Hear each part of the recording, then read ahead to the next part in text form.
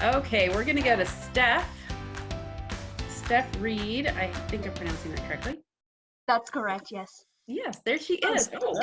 Dressed for the occasion. Yeah. Good morning, Mel. Good morning, Sid. How are you guys? Very good indeed, thank you. Very Sorry, good. My cat just ran across my lap. That was a cat. Wasn't wondering Yeah, what that was a cat. You just saw the tail whip through. That was it. Yeah, see if he'll come over here and say hello. Come on. Oh, he might attack me now, I think. He's got the crazy eyes. Well, if I get attacked by a cat mid-screen, you know what happened. Okay. We'll call whatever number your emergency number is for you. 000. Okay. Where are you? So, I'm in Melbourne, Australia. Oh, another Melbourneian. There's a few of us here, actually, so shout out to everyone. Oh, hang on. There he is. There he is. Really doesn't want to be on TV right now. It's like No, he wants to run around and scratch at the window. I'm not very good at knowledgeable about cats, but is that a Siamese cat? It looked like that. He's a Cornish Rex, so he's got curly fur. Rex. Yeah. They're huge, aren't they? No, they're actually very small. What do I know? Manx. But they're also very smart and very energetic, so he's a bit of a nightmare to live with because he's a kitten. I'm dredging information from a previous life when I had a girlfriend who desperately wanted cats, and we went through cats, and Cornish Rexes were mentioned as a high probability cat that we should have got. Yeah. We didn't get a cat in the end. Well, They're she good did. if you're allergic. What's They're very that? good if you're allergic to cats. That's why. That's why. Yes. Yeah, because I was allergic to cats. I don't think I'm allergic anymore, but I don't know. I hardly ever hang around them very much. Or maybe they don't hang around me. Yeah. Well, I believe there's different levels of allergies. Some of them you're allergic to the hair, others you're allergic to a compound in their saliva. So the people who are allergic to the cat hairs, they're less likely to be triggered by Cornish Rexes because they haven't got the specific type of hair that most people are allergic to. Wow. So at least that's my understanding of it. But that's why I ended up getting a Cornish Rexes, because my mum was actually allergic to that specific hair type. Oh, okay. And were you living with your mum? No, I'm not. Bit too old to live with my mum and dad at the moment, so. When you got the cat? Pardon? When you got the Cornish Rex, your mum was when allergic. I got my first Cornish Rex, I just fell in love with the breed, so that's why I've got a second one now. Oh, fantastic. And is your mum still alive? Yes, she is. She Good. and my dad are currently holed up at their house. So, And are they local to you? not too far. They live about a 40-minute drive from me. So. Okay, yeah, that is pretty close. Well, you might say just far enough. I don't know whichever. Yeah, exactly. Do you have any memories of hanging out with your mum as a child that you really cherish? Well, funnily enough, I was actually thinking about it earlier. One of the best memories I have as a child was hanging out with both my parents to watch Star Trek. Oh, fantastic. So we used to do it most nights when it was on. We'd watch TNG, then DS9, then Voyager, all in a row. My And goodness. one episode each, and that's how we were watching all the seasons. Wow. So that's a very fond memory for me. And was your mum a Star Trek fan, or was your dad a Star Trek fan? Both of them. Oh. So I was raised right. Oh my goodness. Okay, brilliant. And do you remember? Have you always lived around Melbourne? Except for about 3 years when I was in the military, I lived in Sydney. But pretty much the rest of the time, I've always been in Melbourne. You joined the military for why? What made you join the military? It was something to do out of school. I didn't really want to go to university, so when I turned 18, I enlisted in the military for 4 years. I went, in the Navy. I'm actually still in the Army as a reservist. Yeah. But for 4 years I was in the Navy, and I got sent up to Sydney, and I lived up there and served, which was a lot of fun. And then I decided to switch to the Army, and I came back down to Melbourne. Did you enjoy it, the military service? Oh, I loved it. It was a great experience. It's one of those things where I think most people don't realise how good an experience it really is. Yeah, yeah. I mean, I suppose I'm lucky because my service time, we've been in peacetime during the whole of my service time. So the only operations I've actually done have been peacetime operations. Yeah. But it's been a lot of training. Was there a lot of training? Well, you're always training in the military. Like, regardless of how well you do your job, you're always training. So You've got to get the next exam, or you're just training to be ready for an event. yeah, pretty much. I mean, when I was in the Navy, when I was out on ships, you'd be sailing and there'd be not much to do, so they'd just run drills. And you'd just be practicing. So What was your speciality? Did you I have was a bosun. So it's sort of like general ship handling. Yeah. Bosun. Oh yeah, okay. So in the captain's whatever cabin up on top of the thing. I was up on the Really bridge, sort of like steering the ship. So I think Star Trek equivalent is like a helmsman. Yeah. Okay. It's the best I can say. But now in the Army, I'm part of the transport and logistics section. Oh, okay. So it's a lot of ground movement of large scale troops and coordinating that and actually driving the trucks around and doing stores drops and stuff. And how often do you have to train for them? Because as a reservist, you must turn up every month or week. Yeah, once a week. I do a couple of hours. It's mostly going and maintaining vehicles and doing some external training and stuff. Unfortunately, reservists have all been locked down due to COVID-19 at the moment. So haven't been able to go in. They don't want anyone who they can't guarantee hasn't been infected. So everyone who's full-time is pretty much locked down in the bases, and everyone who's reserve, like myself, have been told, thanks, no thanks, don't come in. Yeah, absolutely. Wow. That's amazing. Yeah. That's been fun, and that's my part-time job, not including my full-time job. What's your full-time job? I'm a police officer. Wow, you're just serving all over the place. You're just serving Yeah. I am just going to figure another way to serve here. That's phenomenal. That's phenomenal. And what's your area there? Are you a beat cop, or are you working? So I'm first response. So that's general duties beat cop. Mostly my job is to respond to 000 calls. Yeah. So any calls that come through to the emergency service lines, they get sent to us, and we go out and do the initial contact, find out what's going on. Most of the time, it's just left to us. But if we have to make that analysis that it needs a specialist unit, we send out to the specialist unit and all that sort of thing. How stressful would you say policing in Melbourne is on a scale of? It's been more stressful now because they've now introduced these new duties where we've got to do compliance checks for COVID-19. Right. So when people are coming into the country, they've got to register, and we've got to go and make sure that they're not leaving their houses and things like that. Yeah, sure. We've also got to go to parks and make sure no one's disobeying social distancing, and it's.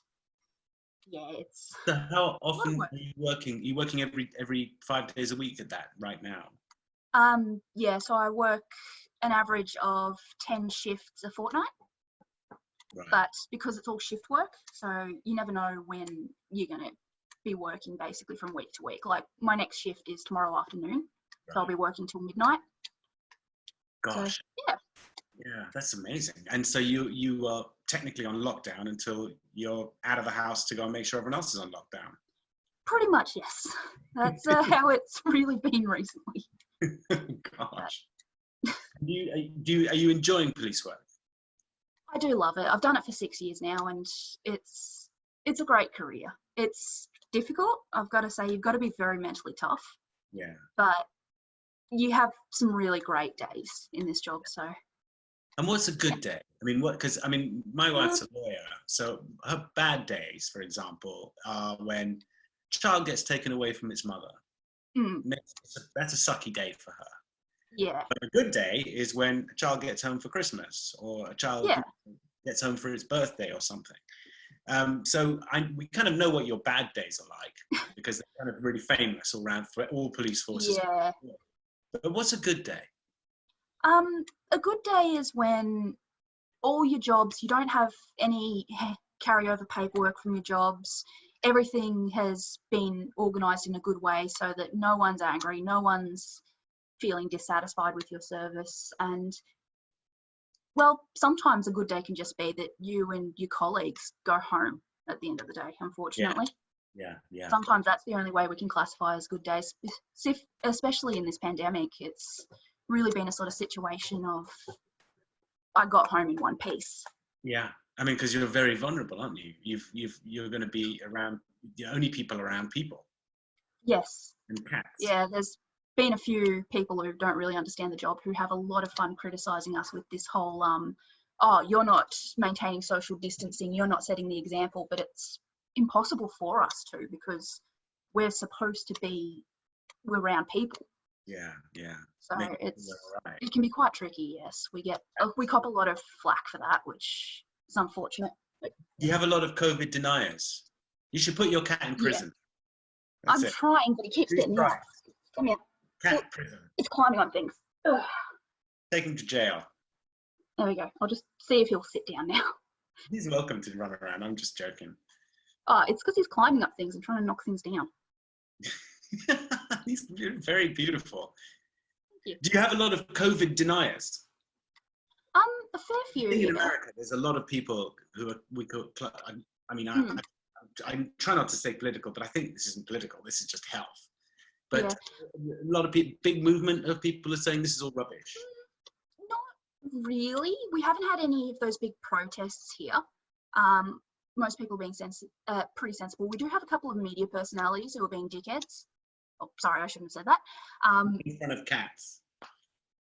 We've got one particular one who he keeps trying to protest that he can't play golf, because apparently his need to play golf is more important than people's lives. So he keeps trying to organise rallies where he's supposed to march to Parliament. It's usually just him in his golf gear being an idiot, but A rally he for keeps one making the person. news and it's annoying. Not convincing. No. But yeah, it's not too bad, really. Yeah. We're quite lucky here in Australia. We've had less than 100 deaths. And Wow. I think they're looking at starting to ease the restrictions in the next couple of days because of it. But there's also those people who are a bit scared of the second wave. So Yeah. Well, people will do their own thing, won't they? I mean, if they can open all the stores they want, and if people don't want to go out, they won't go out. So, so it doesn't really make any difference from that point of view. Yeah. And to be honest, the protesters in America, they're not all COVID deniers. A lot of them are just they just want to get back to work. Yeah. And they've had enough. So but there are a few actual COVID deniers who are quite funny because they're just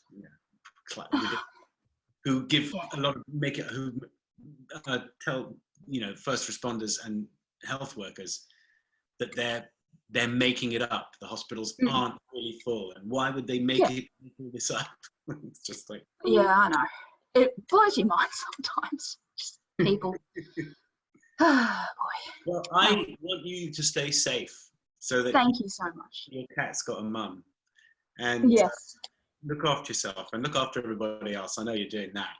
Yes. And there are no more forces you can join. Air Force next?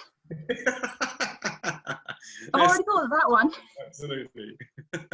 It's lovely talking to you. It was lovely talking to you too. I hope your wife and your dog are both doing well. Thank you. We are. They are. They're doing great. Yeah. The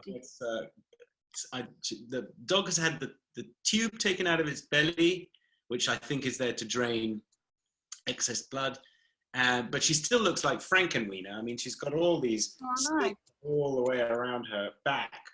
But she's peppy and she's wagging a tail, and that's all that matters right now. Yeah, well, that's good. She got through the first 2 days. They were the most dangerous because she could definitely. But she didn't. Yeah. Oh well, I'll let you talk to someone else. It was lovely talking to you, Sid. Thank you. You have a good one. And thanks, Mel, for organising this. I'm sure she doesn't get nearly enough praise for everything. Thank you. Oh, you guys are taking care of that. Thank you. It's lovely to talk to you. And if you go back and read the chat, you're going to see that everybody thinks you're a badass. Yeah. So, yeah. I've not been paying any attention to the chat. Oh, well, no, you might want to go back and read that because you got a fan club of your own now. Oh, sorry, Sid. I'm taking them away from you. You're welcome to them. I like to share everybody. We are going to Geneva, who I had to ask how to pronounce that name. It's beautiful. Oops. Oops, wrong person. Wrong person. Sorry, Dylan.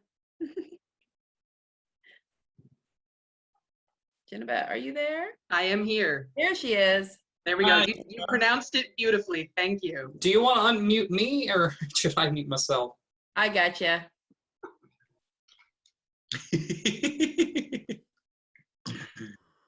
Hi, Sid.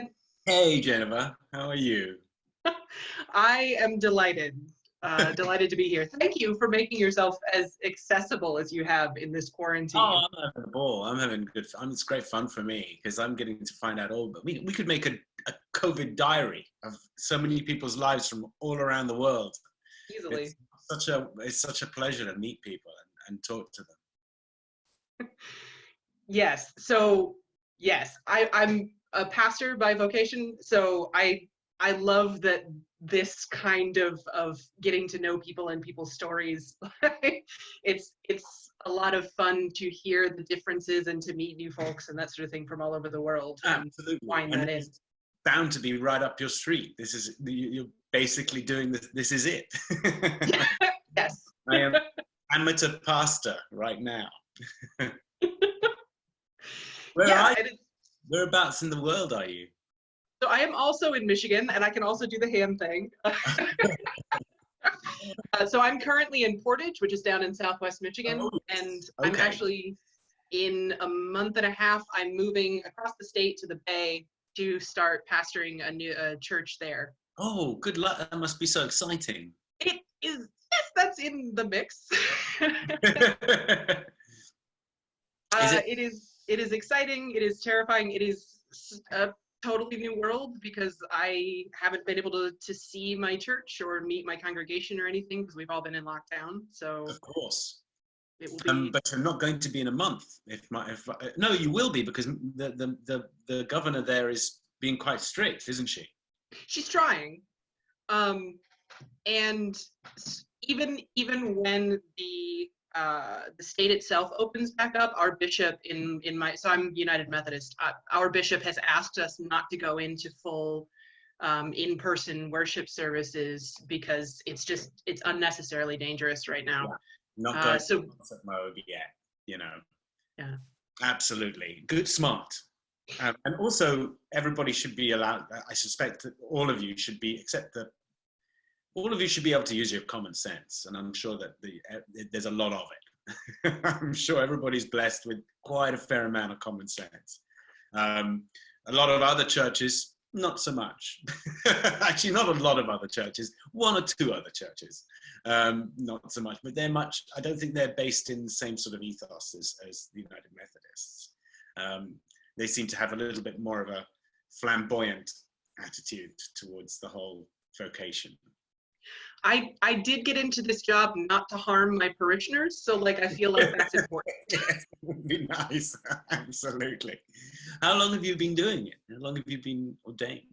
So, so I'm not officially ordained yet. I actually am going to be commissioned to be ordained this summer over a virtual conference, which is going to be very weird. Curiouser. Yes, very much so. So I graduated from divinity school last year. I actually had a career, that was my second master's degree. I had a career before that as a professor. So I am really good at cocktail parties to talk to you about medieval literature and theology, and that's about it. Oh, brilliant. That's really cool. I don't know much about medieval literature. I mean, I know a little bit about, the Knight's Tale in Chaucer because I had to learn it at school, but that was kind of it. And everybody read the Miller's Tale because it was supposed to be really bawdy, but it turned out to be not very exciting. The bits we could understand. By 20th century standards, not at all. No, not at all. But they did. We were surprised at what words were in general used, or at least in Chaucerian time. It was like, they knew that word? They used that word? Sure. You'll have to read the Miller's Tale yourselves. Otherwise, I'm not sharing any of those words with you guys. But it's a good read. Chaucer is really funny once you catch the rhythm. Yes, and we had to try and learn how to speak it a little bit. I mean, oh gosh, one that April with her surest suitor. Yeah, it's like that. It's kind of a bit funky. Wonderful. Yeah, it's the beginning. Middle English is a lot of fun if you just sort of tilt your head and forget that spell check exists. Yeah, exactly. I think it probably was. I think it's probably a bit like early American in a sense, because those that part of the country is still very much speaks with that twang, that the same accent, that Cornwall, Dorset area still has that. They have that accent, which is purportedly the accent that came across to America, and that's the derivation of the Anglo-American accent. So I'm told, but you would know much better because it's kind of in your wheelhouse. A little bit. It was really funny when I took a linguistics class in undergrad, that I've moved around enough and I pick up accents enough and I have enough theatrical friends that I have a little bit of all of the American pieces that trace back to some of that and then a bunch of other accents. My professor was always like, but where are you from? And I'm like, yes. Exactly. And it didn't help having a bizarre name, but he was like, that doesn't help me. Yeah, I know.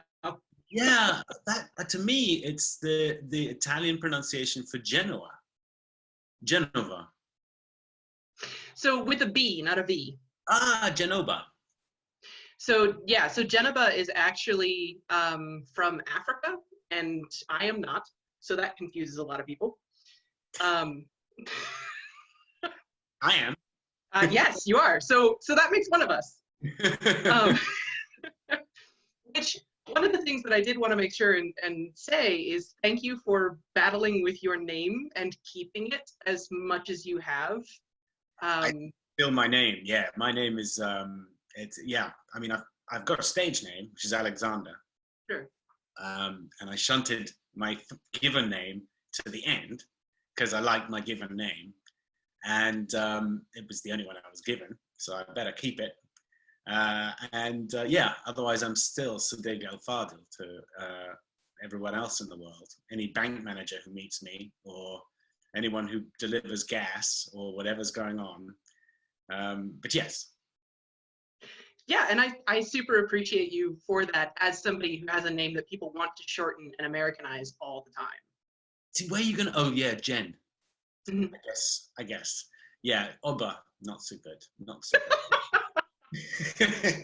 Yeah, a lot of people, as soon as they introduce themselves, say, "Can I call you Jen?" No, you cannot. Absolutely. Well, I did get my name shortened, but that was because when I was a kid and I went over to England when I was about 3.5 or 4, all the kids at school, and when I would just refuse to even begin to try and say my name. But then one smart guy figured out that half of my name, once you learned how to spell, was just Sid. And so they just used that name for the rest of my life. And now my brother, my mum called me Sid. Everybody called me Sid, except when my mother was upset with me, which would be Siddig, it would come out right there. And my stepfather, who was a very beautiful man, who used to call me Siddig as a mark of respect, and he learnt the name, and that he wasn't afraid of an Arabic name because he was super English. But I've just been Sid ever since.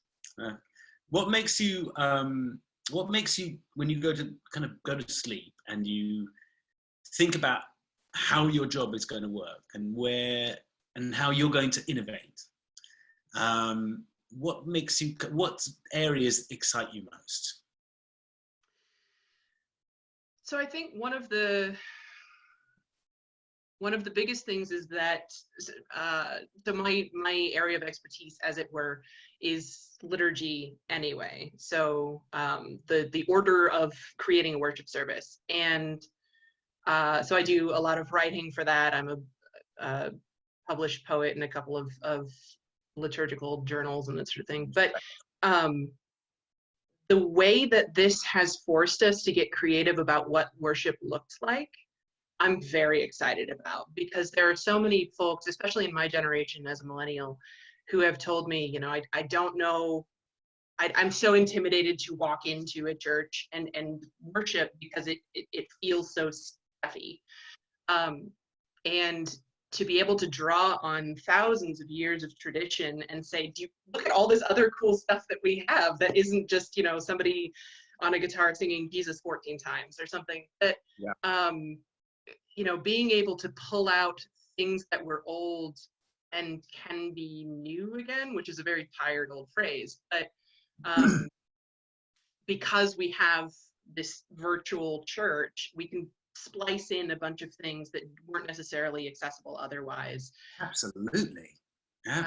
You can put in all kinds of interesting things that people are fond of, as well as the actual devotional elements, which sometimes people find to be formulaic. So, you know, you've got, oh, wait, I really can't bear the sermons. I'm just going to sit here.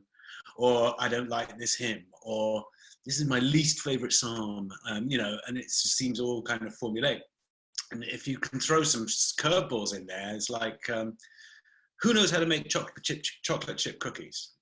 Well, this is what we can do I can make this in my kitchen while we're having this service, because that's how casual this can be sometimes. It's pretty cool.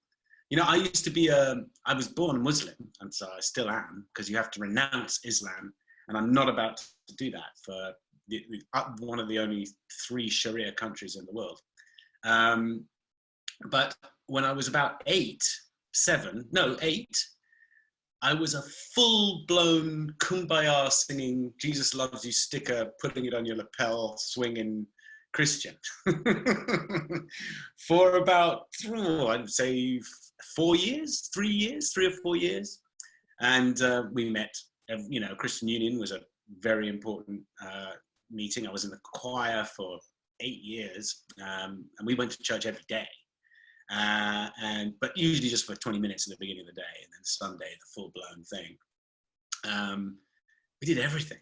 So I kind of have an angle on this religion from a kind of good place, because I had some really good times and had some very close friends who came to me through that Christian, we called it CU. I don't know if you have it in schools here. But we had an Anglican school, so I don't think that's even allowed constitutionally. In fact, I'm not sure. Maybe private. You can do it privately. So they drilled it into us. So I'm kind of interested in where you're headed with everything. Yeah, well, yeah, and I'm glad to hear that there were some good experiences there and some good relationships made. There were. I mean, there were some pretty awful experiences too. But we did like the theatrical elements, and as singers, choristers, we loved belting out a tune. That was always good fun. And we, of course, we're the choir, so we get to sing the desk hand. So we get to be the kind of Whitney Houston of every song. You know? Leave you guys in the dust, man. We're going up there. It was good. It was cool fun. But my voice broke when I was about 14, and that's the end of that. I'm now just a really very ordinary bass baritone. Basses are the best. As an alto, I can say that. Yes, they get the worst line, though. They get the least It's true. But yeah, and it's wonderful. It's fun to watch colleagues, Jewish colleagues and Muslim colleagues and Christian colleagues, who are getting very creative about how to do church in non-church spaces, and how to make the home sacred in really fascinating ways. And I've loved watching how my Muslim colleagues are doing that with creating prayer space very intentionally. Yeah. But one of the other things that I really love is that this has broken open some of the ideas about how to do pastoral care and like what venues are acceptable for that. So I've done pastoral care conversations over Facebook Messenger at this point, and there are older colleagues of mine who are horrified at that idea. It's like, no, this is how it works. So I can see you be very good at it, because this is precisely what you're doing now. Thank you. It's a conversation, you know, at the end of the day. It is, and I think beyond the generational sort of skirmishes about, you know, where people hang out and how, oh, these whippersnappers on TikTok or whatever, there is such a delight in meeting people where they are in kind of the most literal sense. Yeah. If you're on Facebook, I'll go to Facebook. If you're on Instagram, let's hang out there. If you're on Archive of Our Own, let's go there. You know, like that's, I'm interested in being human with you in the humaning spaces. Yeah, and the fun thing about being an actor who has spent most of his life being in other people's living rooms, is that I now get them in mine. And that's kind of one of the reasons why this is terrific fun for me, because this is a complete role reversal, and I'm not usually doing all the talking. It's completely improvised, and that's kind of fun. I did want to say, I actually have a little post-it note of like, say these things to Sid. I did want to say, so I knew Star Trek existed, but I didn't get to know it until I was in divinity school. And then I basically binged TNG and DS9 and most of the original series in like the 3-year degree. I don't recommend that. No. But I really appreciated your character because I was also roundabouts the same age in a new state I'd never been to, in a different part of the country at a very different stage of my life. And so we were like newbies together in a way. Absolutely. So I hope you were more competent than I was. You know, I was decidedly less personable. But I've just been delighted to get into that community, to see you as the actors continue to be of not only available to fans, but delighted about it yourselves. Like I love that you're really excited about how this works. Yeah. And so thank you for that. And I did want to ask that part of being such a well-loved character is that your character has been taken over by like fan fiction writers and the fandom in general and that sort of thing. And I was curious, how do you put that in your head? Like, how do you understand that your likeness, not necessarily you as a person, yes, has become other people's? I think that's terrific. I mean, I think that's the gift that keeps on giving. You know, it's like I just started a ball rolling, and then it quadrupled itself like some sort of quantum experiment, and rolled in different directions at the same time. And that's pretty terrific. That people can take something and just run with it. And I mean, I don't know about much of it. I mean, I was told a bit about a lot of it back in the day when there was, I think it was called slash fiction was very popular. And I heard about various riffs people were having with that, which sounded kind of cool too. It certainly was a precursor to the kind of the outism of today, which I really, so in a way that was a good way to start it wasn't starting, but continue the experiment of everybody getting out, shaking off their other coil and becoming whoever they want to be, which is terrific. So all of that is, I think that's good fun. And it's part of what we're talking about here, you know, on this channel, is that this is the time, this COVID time is a time to experiment. And that can be a creative thing, like learning how to draw, like our friend from Rostov, who is there, or learning how to sing, or learning how to be someone slightly more like you, so someone you'd like to know better, that's already you, if that makes sense. This is a good time to experiment with all that stuff. And if it means, you know, you put a silly hat on from time to time, then great. It's just fine with me.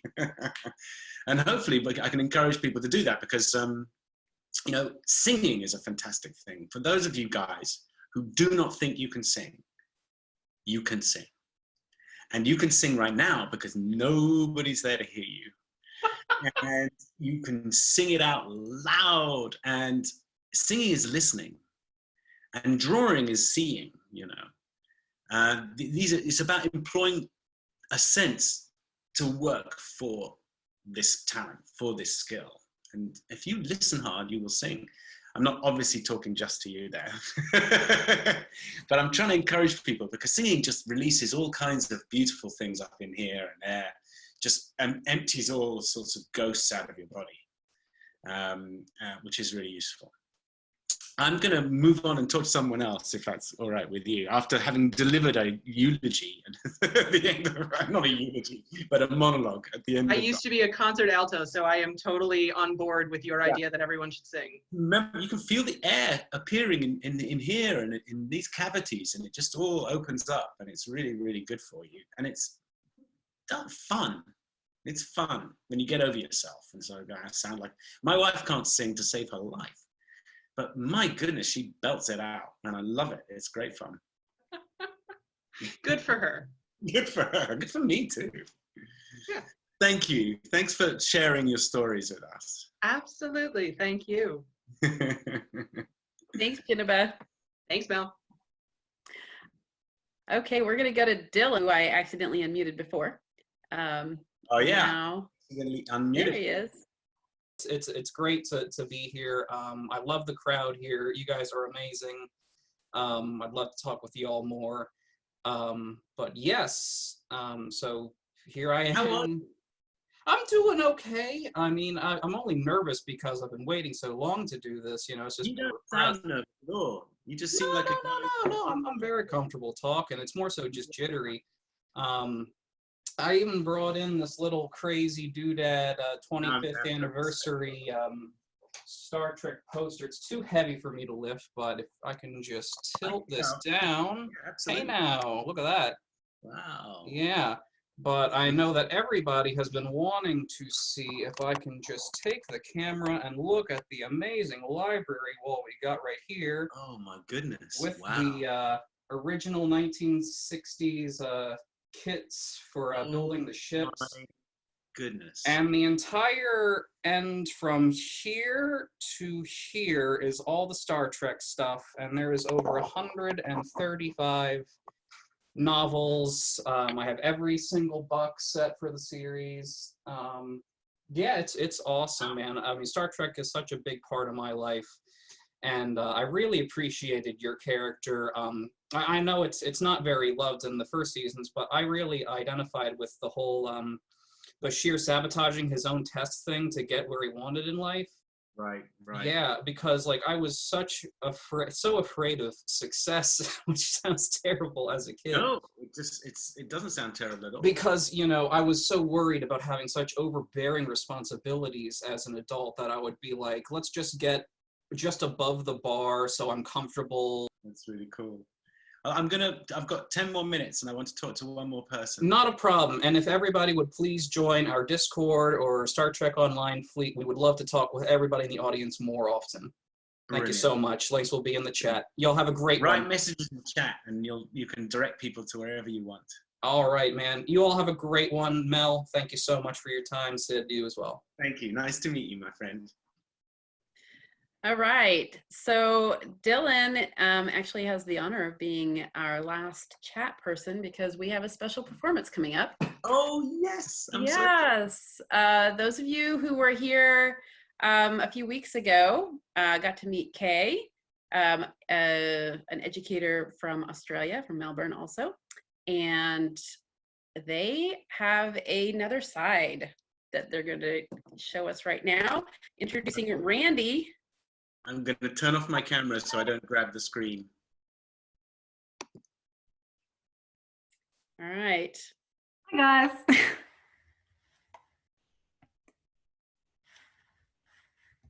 guys. Do I just like start or? Yep. Are you, I can't, it shows on my screen that you are still muted and no camera.